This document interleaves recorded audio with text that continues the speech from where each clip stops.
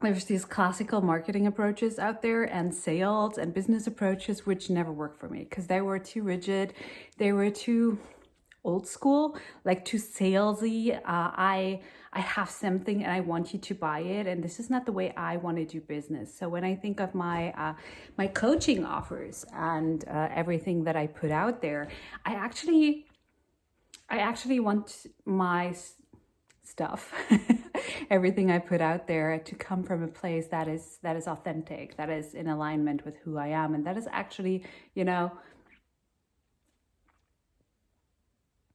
that is inspired.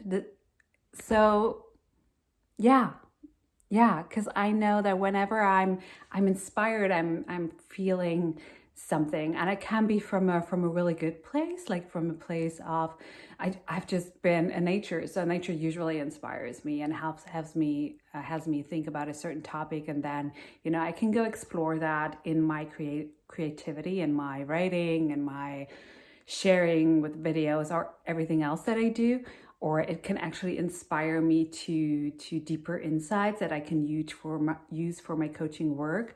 Um, but what I found out is that I haven't really found a way to make it consistent. And there's this feminine and this masculine approach to creating, right? So it's the masculine approach. More masculine approach is more logical and structured and driven from a very clear structure. Like there's an authentic business coach, George Kao is his name, and I follow him on Facebook, and I really like his approach. He's really he doesn't have this salesy old approach, but he's all about you gotta make a commitment. So you gotta sit down every day at a certain time and create something, no matter whether or not you feel inspired and you feel like creating it.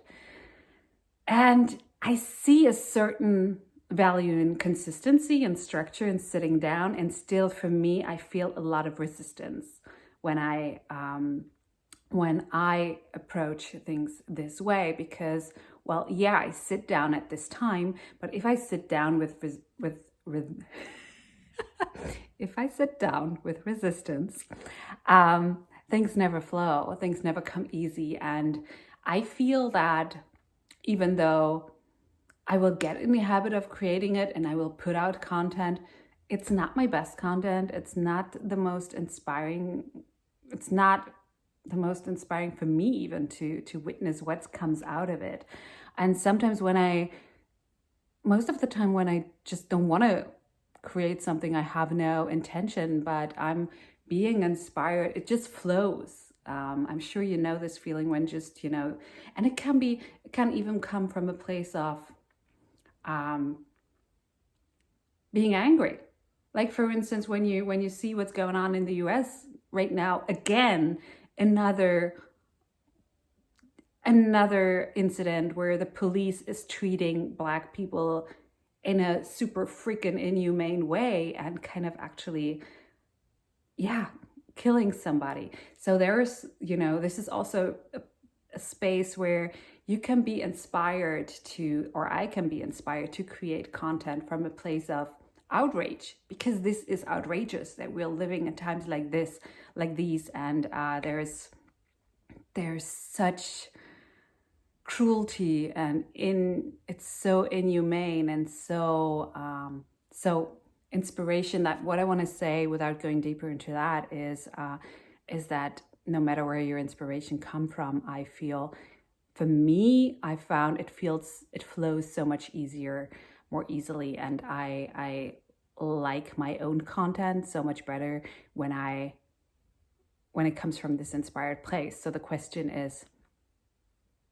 how do you do this? Have you found your way to consistently be inspired? Because what I just said, I like to create from this overflow or this impulse, which is not a consistent thing. But whenever I create from that place, I really like my stuff better than when I sit down and look at my resistance and feel forced to do something.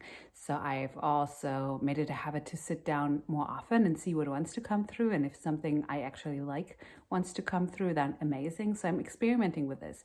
So this is why I actually really genuinely want to ask you that question, to see what has been your experience with that. Like, do you have any suggestions? Do you have any experience with that? So I would be super grateful to hear from you. And today I cannot talk at all, as you can hear. So I'm gonna leave it at that. And yeah, I'm looking forward to reading and hearing from you. Much love. Bye.